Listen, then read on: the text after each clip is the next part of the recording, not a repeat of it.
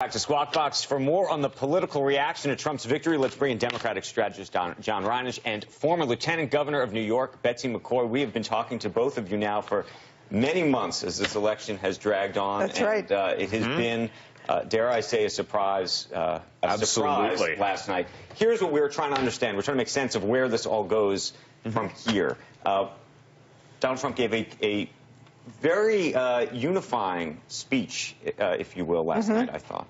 And so the question is sort of how you think he's going to govern. The markets were clearly rattled. They became a little less rattled on his speech. Well, it's very auspicious that he has both houses of Congress. The whole outcome last night gave the Republicans a huge boost going forward. And I would say that this election was a repudiation of Hillary Clinton's class warfare rhetoric. Americans don't hate the rich. They want to be rich. And when Hillary Clinton said she was going to raise taxes on the rich, the middle class, excuse me, knew she was coming after them. A repudiation of Barack Obama's policy. However, okay, first of all, what I do want to say, interesting, Betsy and I were talking in the green room that we were both tossing and turning last night, but for very different reasons. I want to just say, though, I think it's very lazy to say that that was a unifying speech. The unifying, the proof is in the pudding. Right. We need to see how he governs. Right. How he campaigned Trumpism. But that was probably the best first step that he could make in terms of well, first of all, unless you want chaos, that's the only first step that you can take. Right. But again, we know candidate Trump. I am personally repulsed by candidate Trump. We now need to see governing Trump, and we all know from politics that campaigning is different than governing, and hopefully that's what bears out. Betsy, who knows him well. I know him well, and he's... No, but tell us how you think he's really going to, people are saying what he says and what he's going to do may be different things. How is he really going to approach trade? This is what we were talking about before. How is he really going to approach Dodd-Frank, if that is something that's on or off the table? How is he really going to approach Obamacare? I mean, I think when it comes to these economic issues in a meaningful way, these are the things we want to understand. First of all, this election was a total rejection of Obamacare. It was a referendum on Obamacare. Right. And just in time, the public saw Obamacare in its death spiral. And President-elect Trump has made it very clear that in the first 100 days, he will go to Congress with a bill to repeal and replace Obamacare. We need to see that replaced, though. Is he going to take away 20 million people's health care? Let me just say, again, that's governing versus campaigning. Yes, but I can answer that question. I can answer that question. Please, we've all been waiting to see what the replace is. The replacement will not have an employer mandate or an individual mandate. So the people who have been losing their full-time jobs so that employers stay under the 50 mark or have their part-time hours pushed down to stay 30-hour mark, they're going to get relief. But he has already said... What's the plan for the 20 million people? Okay, most of those people are in Medicaid, and he has said Medicaid will continue with block grants to the states to offer more flexibility. In addition, for people with pre-existing conditions, fully subsidized high-risk pools. Those people will not be without insurance. But, Betsy, will he pressure Republican governors to expand Medicaid and create more choice? In a federalist system. Don't forget, Medicaid is expanded. That's theory, though, and theory doesn't help people who are lower income. That's right. But federal spending on Medicaid has gone up 40% in the last 3 years. Obama expanded entitlements instead of expanding the economy. Betsy, let me ask you two others. Energy market. Would you be short Elon Musk this morning?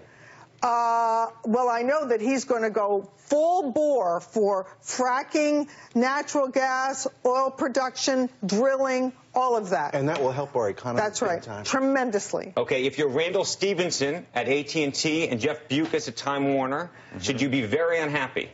No, I don't think so. The deal won't be dead? He said that he doesn't like it. He campaigned against that deal. And remember, you and I were talking, Betsy, that this was also an anti-institutional, on both sides, an anti-institutional election. Major deregulation. Major deregulation. That is his attitude. Get our hands off business and let them grow. He's not going to immediately just look at the Justice Department and the other regulatory bodies that are looking at this deal, and he's going to just throw that out the window. No, I tell you what he will say. John, you were very outspoken. These are the big economic issues. Hold on. He was very outspoken before the election. As Barack Obama We're not going anywhere. We're going to continue to be outspoken. Please. Okay, thanks.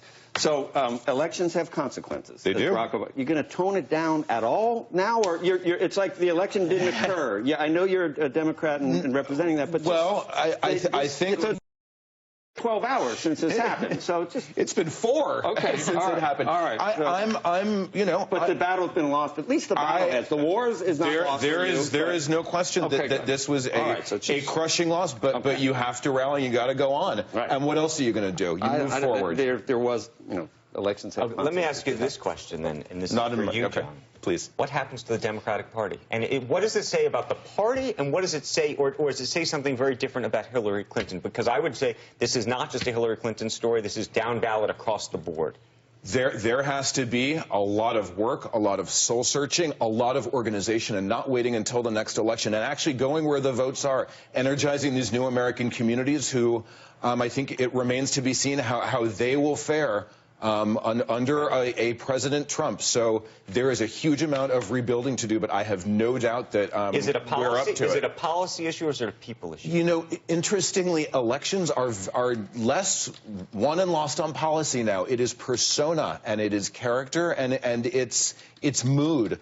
So policy helps, and having policies that people respond to certainly helps, and I think that's a strength, but it's going to remain to be seen, and there's a lot of soul searching on this side that I know is going to happen. We got to try to leave it there. You want to? Yes, I think the nation spoke very clearly about America first.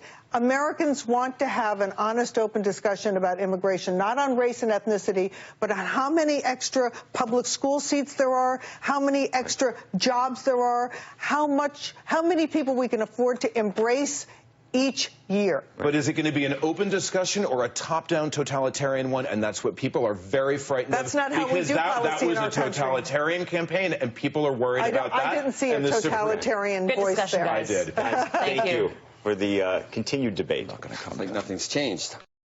My head's spinning. It's not going to get any better, is it? Sorry, Joe. Daily News is still going to go after a particular deal. Betsy, Daily News is going to have a scary. Oh my God! I haven't seen. Oh my God! The tabloid. Nothing happened. Take a check of the markets here.